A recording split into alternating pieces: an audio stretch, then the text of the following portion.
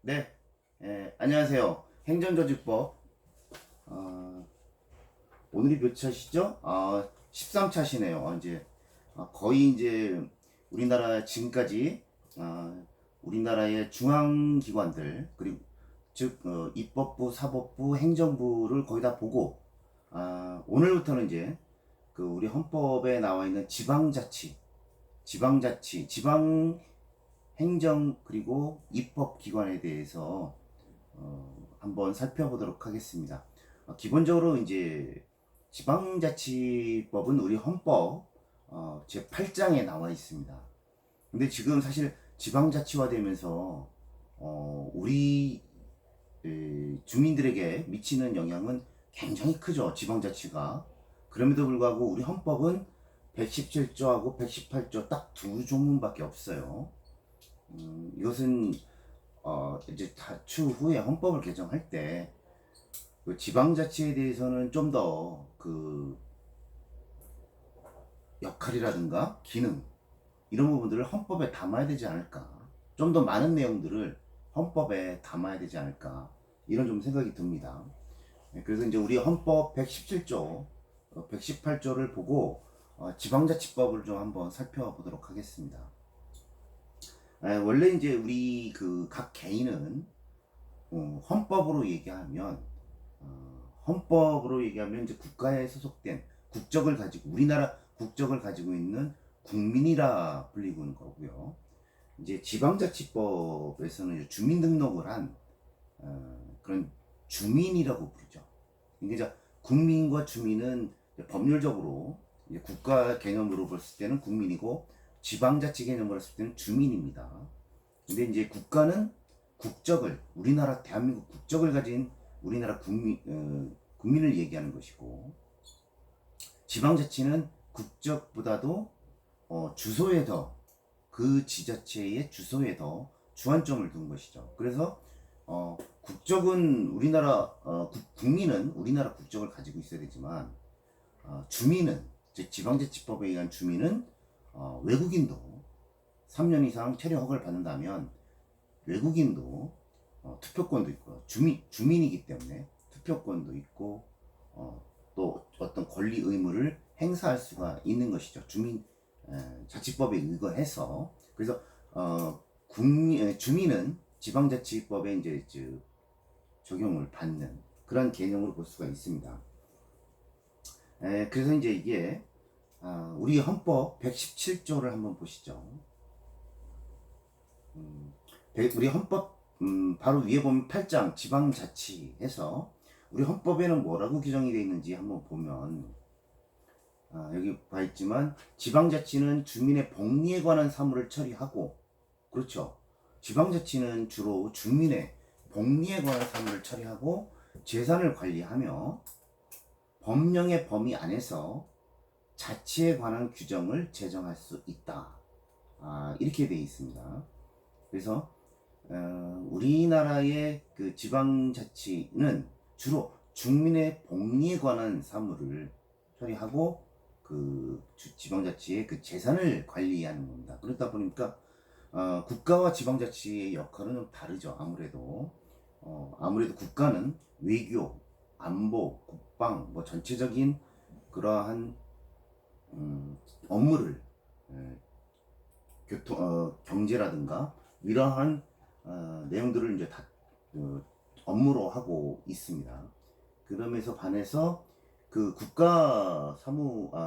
지방자치는 주로 이제 주민의 그 복리와 관련된 거라서 뭐 주민복지라든가 또는 뭐 주민들이 하고 있는 농림이나 상공업 같은 그런 산업 주민들이 이제 영위하는 그리고 지역개발 그리고 이제 지역에 해당되는 교육이라든가 체육문화 이런 쪽에 한정돼 있어요. 그래서 이제 우리 지방자치법에 한번 보면 국가사무 같은 경우도 규정이 많이 돼 있습니다. 그래서 외교, 국방, 사법, 국세 이런 거 그리고 또 물가정책, 경제 같은 전반적인 거 그리고 수출입 그리고 근로라든가 또 철도 우편 같은 전국적인 그러한 기준을 설정하거나 그러한 사업을 하는 그러한 것들은 국가사무로 규정이 되어 있어요. 그래서 우리 헌법에도 보듯이 그 주민의 복리와 같은 그런 사무를 처리하면 하는 경우에 지방자치 업무를 보고 있고, 또 이 법령에 안에서 자치에 관한 규정을 제정할 수가 있습니다. 그래서 그 지방자치에 관한 업무에 대해서 자치 법률을 만들 수가 있는데, 그것이 바로 고유사무에 대한 입법이 바로 조례고요. 또 그 이제 행정명령과 같은, 이제 정부에 의하면 대통령령, 뭐 각 부령 뭐 이런 거 있지 않습니까? 그런 행정 업무를 하는 입법의 기능과 자치 입법과 자치 행정을 하고 있는데, 자치 입법은 조례, 자치 행정은 규칙, 이것을 만들 수가 있습니다. 아무래도 조례가 더 위례라고 봐야 되겠죠. 왜냐하면 우리나라도 국회 법률이 제일 위지 않습니까? 대통령은 그 밑에예요. 상위법 우선의 원칙에 의해서 헌법은 뭐 맨 위에 있지만 그 다음에 법률이지 않습니까? 국회의원들이 만든 법률이 더 위에 있는 거예요. 그리고 그 법률이 범위 내에서 대통령령, 그리고 뭐 각 부령 뭐 이런 게 나오지 않습니까? 그렇듯이 여기서도 그런 각 부령 밑에 이제는 자치 법령으로서 조례가 있고, 자치 행정 법령으로서 규칙이 있는 것이죠. 그래서 그런 상위의 계층이 형성돼 있다, 이렇게 보시면 될 것 같고요. 그래서 우리 헌법에서 이제 자치에 관한 규정을 제정할 수 있다고 권한을 주고 있습니다. 또 지방자치의 종류는 법률로 정한다, 그렇게 되어 있습니다. 그래서 지방자치는 크게 이제 광역자치단체가 있고요. 이게 보통 얘기하는 특별시, 서울특별시, 광역시, 인천광역시, 대전광역시 같은 광역시, 각 도, 충청북도, 충남도, 뭐 이러한 광역자치단체가 있고요. 그리고 기초자치단체가 있습니다. 기초자치단체는 시군구, 청주시, 또는 뭐 서울의 서초구, 뭐 이러한 시군구가 있다고 보면 되겠습니다. 그 내용 이따 좀 보겠습니다. 자, 118조. 이제는 지방자치의 그 조직에 대해서 헌법에서 간단하게 규정을 좀 하고 있습니다. 118조. 지방자치단체에 의회를 둔다. 즉 시도에도 의회가 있고 시군구에도 특별 의회가 있어서 어떠한 그 입법의 기능을, 주로 입법과 자치단체의 장애 견제 기능을 하고 있죠. 그 다음에 118조 2항에서 지방의회의 조직, 권한, 의원 선거와 지방자치단체 장애 선임 방법, 기타 지방자치단체 조직, 운영에 관한 사항은 법률로 정한다, 이렇게 되어 있어요. 그래서 지방의회의 조직, 권한, 의원 선거에 대해서는 지방자치단체장의 선거, 이것은 공직선거법에 다 규정이 되어 있습니다. 근데 지방의회의 어떤 조직 권한, 그리고 지방자치단체 조직 운영, 뭐 이러한 조직 운영과 관련된, 선거 말고 조직 운영에 대한 부분은 지방자치법이 있습니다. 그래서 지방자치법을 한번 보려고 하는데요. 일단 그 지방자치 같은 경우는 우리나라는 지방자치단체장이 있습니다. 즉 행정부로 봐야 되겠죠. 그리고 지방자치의회가 있고요. 입법부가 있죠. 그래서 입법부 그리고 행정부는 있습니다. 그러나 사법 쪽은 없죠. 즉 국가 전체적으로 보면 입법, 사법, 행정인데, 지방자치는, 우리나라 지방자치는 사법부는, 자치사법부는 없는 거죠. 자치행정권과 자치입법권은 있는데 지방자치사법권은 없습니다. 지금 우리나라는. 그래서 나중에는 이 사법부의 기능도, 그럼 지방의 판사 이런 부분들도 지방 주민들이 투표해서 뽑거나, 아니면 뭐 우리 지금 시스템처럼 자치 지방의회나 지방자치단체장 뭐 이런 사람들이 지방의 사법부의 장을 선임하는 그런 게 이제 오게 되면 그때는 이제 온전한 그런 지방자치가 된다고 볼 수가 있겠죠. 그러나 우리 아직 현행법에서는 우리 헌법에서 보듯이 지방의회와 지방자치단체장만 있습니다. 지방자치 사법부는 없죠. 지방자치 판사는 없는 거였지 않습니까? 그렇지만 나중에는 이제 실질적으로 지방자치가 아주 활성화된다면 나중에는 지방자치에 있는 일정 부분의 어떠한 판사 뭐 이런 부분들도 판사 이런 부분들도 주민들이 직접 선출하는 그런 때가 오지 않을까 이런 생각이 일단 듭니다. 어쨌든 이제 지금 우리나라의 지방자치는 우리 헌법에 117조와 118조 두 개 조문에서 우리나라의 지방자치를 인정하고 있습니다. 그러나 굉장히 빈약합니다. 지방자치에 대한 그러한 내용들을 좀 더 포괄적인 개념과 또 지방자치에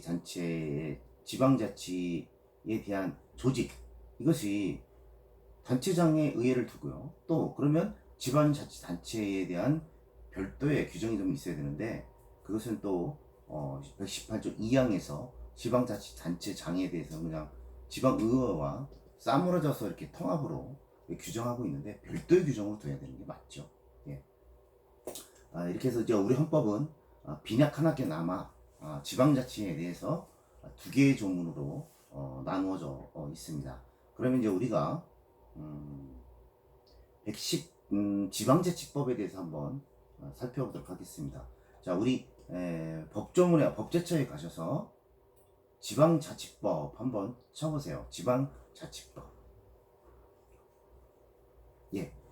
지방자치법을 저 법조문을 보면 제1조에서 이 법은 지방자치단체의 종류와 조직, 운영에 관한 사항을 정하고 이렇게 되어 있습니다. 그래서 국가와 지방자치단체 사이의 기본적인 관계를 정함으로써 지방자치 행정을 민주적이고 능률적으로 수행하고 지방을 균형 있게 발전시키며 대한민국을 민주적으로 발전시키려는 것을 목적으로 한다. 해서 지방자치법은 기본적으로 지방자치단체의 종류, 조직, 운영에 관한 그런 사항을 하고 있고 지방자치 행정입니다. 지방자치 행정. 비록 이제 그 조례도 만들고 규칙도 만들면서 이렇게 하지만 지방자치는 기본적으로는 입법, 사법, 우리 국가로 봤을 때는 행정부의 영역입니다. 행정부의 영역에 있는 부분들을 주민들에게 이들 스스로 위임을 한 것이고 주민들이 스스로 자기 자치 관할 구역 내에 주민들이 스스로 하려다 보니 규칙이라든가 조례라든가 이런 걸 만들게 돼요. 그래 전체적으로 보면 조례를 만드는 입법권이 있지만 그러나 그것은 행정부 영역에 있는 내용들을 만들고 있는 거기 때문에 전체적으로 보면 지방자치 행정입니다. 행정부의 일을 스스로 주민들이 하고 있는 것입니다. 그래서 기본적으로 보면 여러 가지 차이점들이 국가의 입법, 사법, 행정기관들과는 근본적으로 좀 차이가 있습니다. 왜냐하면 행정부의 영역이기 때문에 그래요. 자, 그 다음에 2조에서 지방자치단체의 종류 나와 있죠. 지방자치단체의 종류는 다음 두 가지로 구분한다 해서 특별시, 광역시, 특별자치시도, 특별자치도, 즉 제주도, 세종특별자치시 뭐 이런 것처럼 그게 이제 그 광역지방자치단체고요. 그 밑에 시군구, 기초지방자치단체가 있다. 그래서 이제 광역과 의회와 자치단체장은 광역 지방자치단체가 있고 기초자치단체도 의회와 단체장이 있다. 이렇게 보시면 될 것 같습니다. 그 다음에 이제 지금 쭉 내려가셔서요. 쭉 한번 그 지방자치단체 한번 읽어보시고요. 자, 이제 지방자치단체의 기능하고 그 범위에 대해서 규정을 하고 있습니다. 8조에 보면 사무처의 기본적, 즉 지방자치는 국가의 행정부의 기능 중에서 그 행정부의 기능 중에서 주민의 편의와 복리 증진을 위해서 노력해야 됩니다. 그래서 3항에 보시면 2항에 보시면 지방자치단체는 조직과 운영을 합리적으로 운영하고 그 규모를 적정하게 유지해야 되고, 지방자치단체는 법령이나 즉 법령입니다. 법률, 대통령령, 장관이 만 부령까지, 그리고 상위 지방자치단체 조례를 위반하여 그 사무를 처리할 수 없다, 이렇게 되어 있습니다. 이게 중요한 것이죠. 즉 지방자치단체는 자기네들이 어떠한 그 대통령 이 법률, 그 대통령령 그 밑에 장관이 만든 각 부령에 그 위반해서는 안 됩니다. 그 위반해서 사무를 처리해서 안 되고, 또 그 각 상급 지방자치단체, 즉 기초자치단체는 광역자치단체가 만든 그 조례를 위반해서도 안 돼요. 사무를 위반해서도 안 됩니다. 즉 엄밀하게 치면 아예 짜져 있는 거죠. 아까 말씀드렸듯이 헌법, 그리고 법률, 그리고 대통령령, 그리고 각 장관령, 부령, 그 다음에 광역기초단체의 조례, 그리고 기초단체의 조례, 이런 식으로 피라미드로 상위법 우선의 원칙이 적용된다는 것이죠. 그래서 상위법도 위반하면 안 됩니다. 즉 청주시 조례가 충북도 조례를 위반해서도 안 되는 것이죠. 그래서 여기 8조 3항에서 자치단체는 법령이나 상급 지방자치단체의 조례를 위반해서 그 사무를 처리할 수 없다, 이렇게 규정하고 있는 것이죠. 자, 구조 보면 지방자치단체의 구역, 조직, 행정관리에 관한 사무, 그리고 주민복지 증진에 관한 사무. 네. 그래서 주민복지가 아닌 부분에 대해서는 조례라든가 이런 것을 지방자치가 그 업무를 처리할 수가 없습니다. 그리고 농림상공업 등 산업진흥에 관한 사무에서 농림과 이제 산업진흥에 관한 사무 하고 있고요. 또 지역개발과 주민의 생활환경시설에 대한 사무, 이런 부분들, 그리고 교육, 체육, 문화, 예술에 관한 사무, 지방에 있는, 그래서 지방의 문화재라든가 또 지방에 있는 학교, 이러한 설치, 이런 것들은 다 지방자치입니다.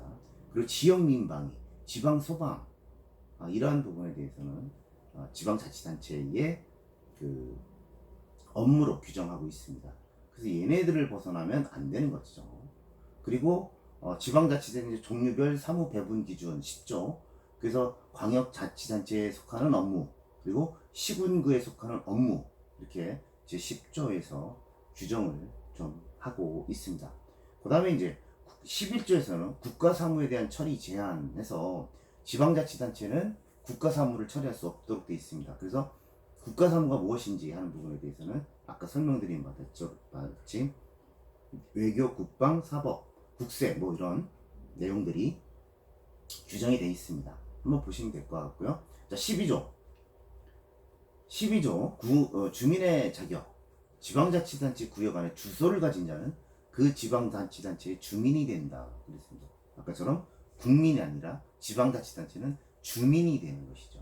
그리고 그 기본은 주소입니다.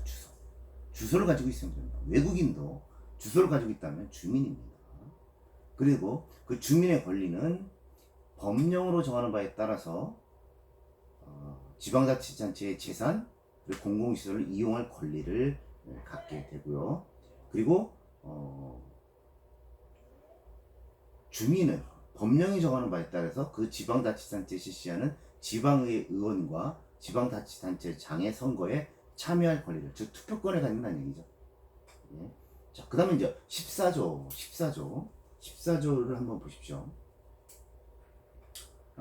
지방자치단체 장은 주민에게 과도한 부담을 주거나 중대한 영향을 미치는 지방자치단체의 주요 결정사항 등에 대하여 주민투표에 붙일 수 있다. 이렇게 되어 있습니다. 주민투표의 대상, 발의자, 발의 요건, 그 밖의 투표 절차 등에 관한 사항은 따로 법률로 정한다. 이렇게 되어 있어요. 즉 지방자치단체의 주요한, 즉 주민들에게 주요한 부담을 좀 어떤 세금이라든가 아니면 어떤 대규모 개발 아니면 어떠한 혐오 시설 이러한 것들, 이러한 중대한 영향을 미친다고 하면 그러한 지방자치단체의 주요 결정사항 등에 대해서는 지방자치단체장이 주민에게 물어서 결정할 수 있다는 겁니다. 원래는 모든 것이 그런 의사결정은 지방자치단체장한테 권한이 있는데 주민들에게 중대한 영향을 준다, 또 큰 부담을 준다 라고 판단이 되면 주민 투표에 의거해서 그 의사결정을 할 수가 있는데, 그 이항에서 그거에 관해서는 따로 법률로 정하라고 되어 있지 않습니까? 그래서 이것은 우리나라 현행 법에 주민투표법이 있습니다. 주민투표법. 그 주민투표법이 있어서 여러분들 한번 주민투표법 한번 들어가 보시죠. 주민투표법.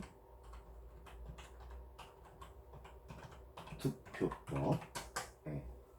인터넷 주민투표법 들어가 보셔서 여기에 보면 주민투표의 이제 대상 7조에 한번 보시면 주민에게 과도한 부담을 주거나 중대한 영향을 미치는 지방자치단체의 주요 결정사항으로서 그 지방자치단체의 조례로 정하는 사항은 주민투표에 붙일 수 있다. 이렇게 되어 있습니다. 그래서 이게 이제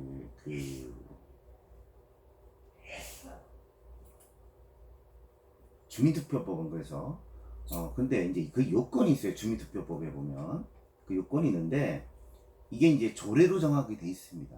주민투표를 하려면 주민들 5분의 1 이상이 발의한다 라든가 아니면 20분의 1, 그것은 이제 그 5분의 1부터 주민들의 5분의 1부터 20분의 1의 범위 내에서 주민투표에 요구하게 되면 이제 그거는 이제 조례로 정하게 돼 있어요. 그 비율은.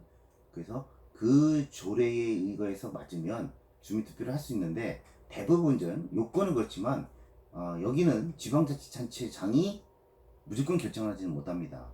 지방의회를 동의를 받아야 돼요. 그래서 지방의회 제적 과반수 출석을 해서 3분의 2 이상의 그러한 찬성을 얻어야만 할 수 있고요. 만약에 지방자치단체장이 직권으로 한다, 그러니까 지방의회에서 주민투표를 하자 하면 지방의회 의원 3분의 2 이상이 찬성이 해야 되는데, 만약에 이제 시장이 어떠한 중요사항에 대해서 만약에 이거 주민투표를 붙여야 되겠다 라고 하면 제적 과반수 이상의 해서 출석위원 과반수의 그러한 지방의회 동의를 얻어야 됩니다. 찬성을 얻어야 됩니다. 그게 좀 차이점이 있어요. 그래서 주민투표법은 지자체장이 직권으로 할 수 있는데 지방의회에 제적 과반수 이상의 출석해서 과반수 찬성을 얻어야만 지방 주민투표를 할 수가 있는 겁니다. 그래서 주민투표를 하는 사례는 많이 있어요. 예를 들어 이제 그 시군구의 행정 명칭, 예를 들어 이제 지자체가 어떠한 서로 서로 이제 구역이 변경된다든가, 또 어떤 그 주요 시설을 설치한다든가 이런 거 할 때 많이 있습니다. 옛날에도 보면 그 지역에 혐오 시설 같은 거, 원자력 이런 발전소가 들어온다든가 이런 거 할 때는 중요한 의사결정이잖아요. 그건 지방자치단체장이 너무 이제 부담이 커져 버리니까 그 주민투표를 하는 경우도 있고 그렇습니다. 근데 이제 뭐 여러분들 좀 아시겠지만 사실 이제 그 서울의 오세훈 시장 같은 경우도 기존에 무상급식을 반대를 하면서 주민투표에 붙였던 부분이 있었어요. 주민투표에. 그렇지만 이 주민투표는 어찌됐든 3분의 1 이상이 투표를 해야 됩니다. 3분의 1 이상을 투표해야 개표를 해요. 근데 대부분 주민투표 같은 경우는 3분의 1 이상이 투표를 안 하세요. 그래서 개표조차도 못하는 그런 경우가 있습니다. 그래서 서울 오세훈 시장이 이제 무상급식에 반대해서 의회에서 통과를 했던 부분인데 그거에 대해서 오세훈 시장이 반대를 한 거예요. 그러면 주민들에게 물어보자. 그래서 서울 시민의 이제 그 투표를 붙였는데 주민들의 3분의 1 이상, 유권자의 3분의 1 이상이 투표를 해야 돼요. 투표를 해야만 개표를 합니다. 그러지 않으면 개표하지 않습니다. 그래서 근데 이제 그때 서울시에서도 주민들이 3분의 1 이상이 투표를 하지 않았어요. 그래서 아예 개표조차도 하지 않았던 그런 사례가 있습니다. 그러면서 이제 오세훈 시장은 뭐 자기가 정치적 책임을 지겠다 뭐 해서 이제 서울시장에서 내려왔지만 뭐 이렇게 중요한 사항에 대해서 주민투표를 붙이는 경우 있습니다. 지금 모르겠습니다. 지금 천안 같은 데서도 기존의 이제 도시공원 같은 경우를 지금 개발을 할 거냐 말 거냐를 가지고 천안의 뭐 일봉산 그런 그 사항에 대해서 천안시가 의회에서 이제 그 찬성을 얻어서 지금 투표를 하는 걸로 알고 있습니다. 근데 제일 중요한 게 주민투표는 주민들이 전체 3분의 1 이상이 투표하느냐 안 하느냐 그런 거에 달려 있어요. 그래서 그 주민의 중요한 의사결정에 대해서는 주민투표권을 행사하고 있다 이런 얘기고요. 우리나라 이제 헌법에는 만약 국가의 중대한 대통령이 만약 국가의 중대한 상이다 그러면 그것은 국민투표가 있죠. 헌법에도 우리 봤지 않습니까? 72조에 대통령은 국가에 필요하다고 하면 외교, 국방, 통일, 기타 국가 안위에 관한 그런 중요 정책에 대해서는 국민투표를 붙일 수 있습니다. 이건 뭐 의회에서 뭐 찬성, 동의 이런 필요 없거든요. 대통령이 판단하는 겁니다. 대통령이 이것은 외교, 국방, 통일과 같은 그런 국가 안위의 중요한 사항이다라고 판단이 되면 국민투표에 붙일 수 있는데 우리나라는 지금 아직 국민투표는 선거에 의한 국민투표, 이제 그 헌법 개정을 위한 그런 국민투표는 있었어도 이런 중요한 국민투표, 중요한 의사결정을 하는 국민투표는 아직까지 없었던 걸로 알고 있습니다. 여러분은. 예. 그 다음에 15조 조례 제정과 개폐. 15조에 19세 이상 주민으로서 시도 그리고 50만 이상 대도시에서는 주민총수의 100분의 1 이상 70분의 1 그리고 시군구에서는 주민총수 50분의 1에서 20분의 1 범위 내에서 이건 다 조례로 정합니다. 즉 조례 제정권을 조례로 주민 몇 분의 1 이상이 조례를 제정해달라고 청구할 수 있는 것을 조례로 정하고 있습니다. 그래서 조례를 주민들이 제정해달라 또는 바꿔달라라고 청구할 수 있는 권리가 지방자치법에는 있습니다. 우리나라 입법권에는 입법부, 우리나라 국회 법률은 국민들이 발의할 수 있나요? 없습니다. 그래서 개정헌법에서는 문재인 정부 개정헌법에서는 국민 발의, 즉 국민도 지금 우리나라 헌법에는 국회의원 10명 이상과 그리고 정부가 그러니까 국회의원과 정부만이 법률을 개정해달라고 하는 그러한 권한이 있어요. 국민한테는 없습니다. 그래서 헌법에서 개정을 할 때 국민 발의, 즉 국민들도 일정 수 규모 이상이 모여서 이런 법률을 만들어 주십시오라고 하는 발의를 할 수가 있다는 것이죠. 발의를 할 수 있는 건데 법률은 발의라고 하거든요. 이제 조례는 제정이라고 하는데 이 조례는 지자체장도 할 수 있고요. 또 지방의원도 할 수 있습니다. 거기에다가 주민들도 할 수가 있어요. 주민들도 그 주민들이 이제 뭐 대도시 같은 경우는 뭐 100분의 1 이상 뭐 주민들이 100분의 1 이상이 찬성을 하면 그런 조례를 제정할 수가 있도록 이렇게 만들어져 있다는 겁니다. 자, 그래서 이제 거기 내용에 보시면 조례를 제정하고 개정하고 하는 내용들을 지금 담고 있습니다. 이것을 한번 여러분들이 한번 살펴보시기 바랍니다. 자, 그래서 보시고요. 또 이 주민자치법에서 또 중요한 게 이제 주민의 감사 청구죠. 그 주민의 감사 청구. 예. 주민의 감사 청구가 있겠습니다.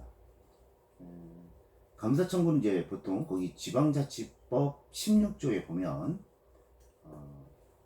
보통 이제 지방자치의 그러한 이거는 많이 감사 청구합니다.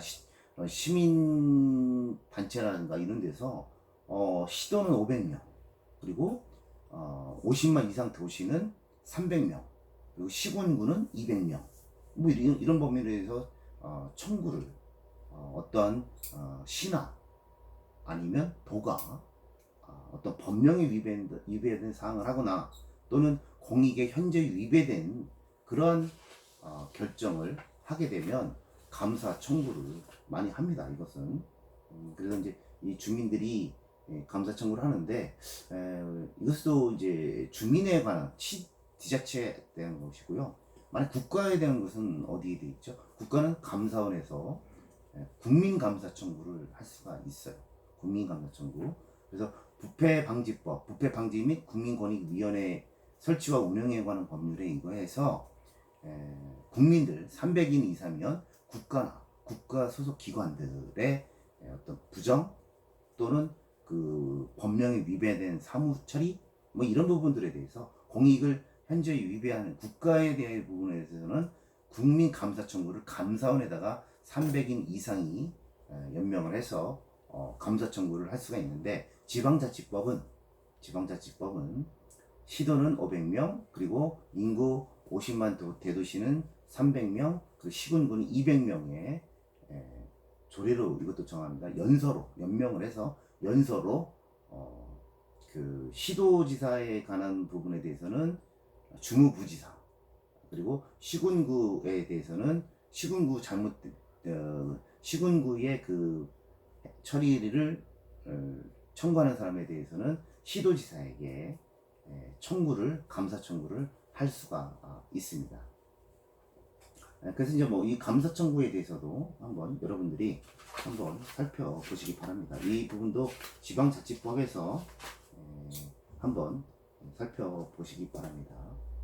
내용들 한번 쭉 읽어보세요. 이 내용들이 뭐 워낙 많아서 저희가 이제 할 수 없고, 자, 주민소송은 뭐 감사 청구도 할 수 있지만 어떤 그 공금의 지출이라든가 재산 취득 이런 재산권과 관련돼서 어떤 그 지방자치단체장을 당사자로 해서 하는 그러한 부분에 대해서 어떠한 그 사항에 대해서 손해배상 청구를 주민소송을 할 수 있도록 이렇게 돼 있습니다. 그래서 지방자치는 주민들이 어떤 조례도 제정할 수 있고 또 감사도 청구할 수 있고 또 그 지자체를 상대로 해서 지자체의 재산, 주민의 재산 이런 부분들을 손해를 입혔다고 하면 주민소송도 할 수 있도록 이렇게 다 규정을 세부적으로 지방자치법에 다 주고 있습니다.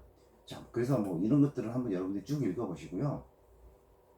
그 다음에 이제 20조를 한번 보시죠.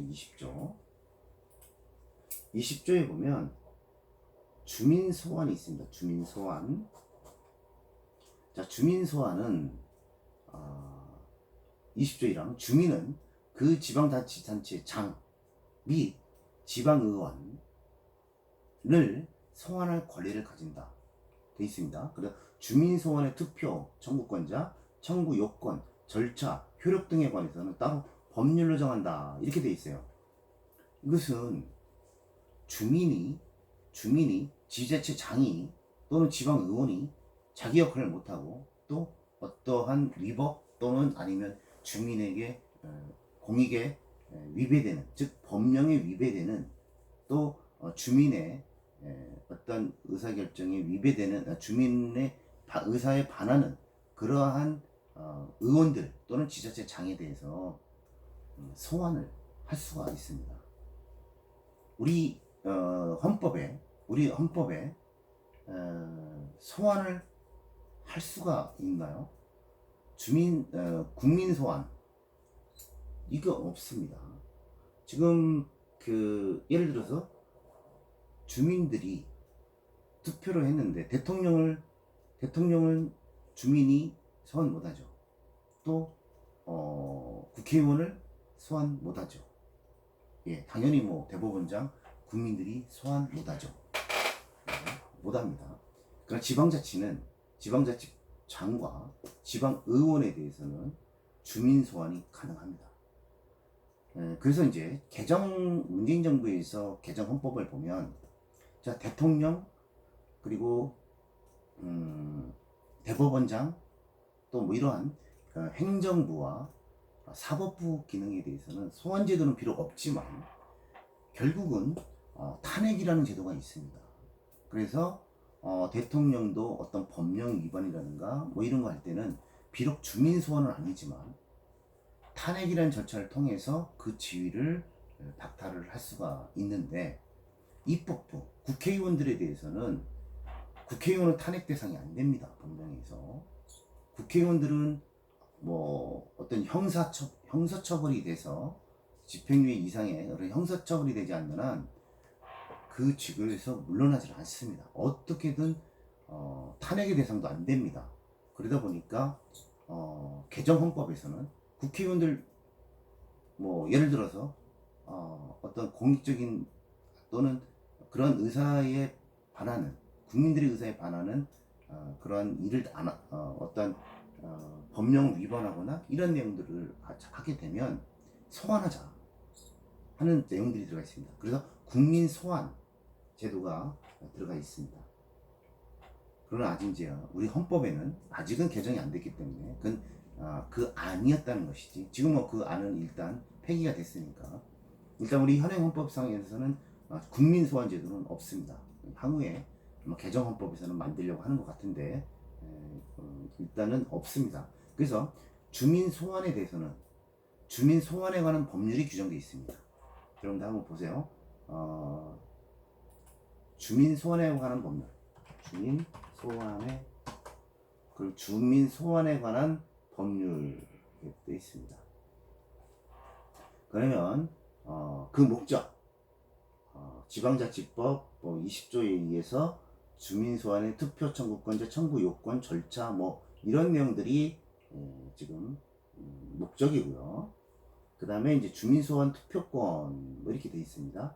그리고 주민 소환 청구, 자 17조에 보면 주민 소환 투표 실시를 청구할 수 있다 이렇게 되어 있는데, 1조에서 1항에 보면 특별시장, 광역시장, 도지사, 즉 광역자치단체의 장들, 이 장들은 주민 소환 투표 청구권자, 그 투표권자죠. 투표권자 총수의 100분의 10 이상이 찬성을 해야 됩니다. 서명으로 청구를 해야 됩니다. 그 다음 시장 군수 등 구청장들, 기초단체장들은 주민 투표 청구권자 총수의 100분의 15, 그리고 시도지사, 시도의원, 시군구 의원들이죠. 지방자치 의원들, 이 의원들은 청구권자 총수의 100분의 20명 이상이 서명으로 해서 청구를 할 수가 있어요. 예. 그래서 시도지사는 100분의 10, 그리고 시군구는 100분의 15, 그리고 지방 의원들 다, 광역 기초 의원들은 다 100분의 20% 이상이 해야 됩니다. 서명해서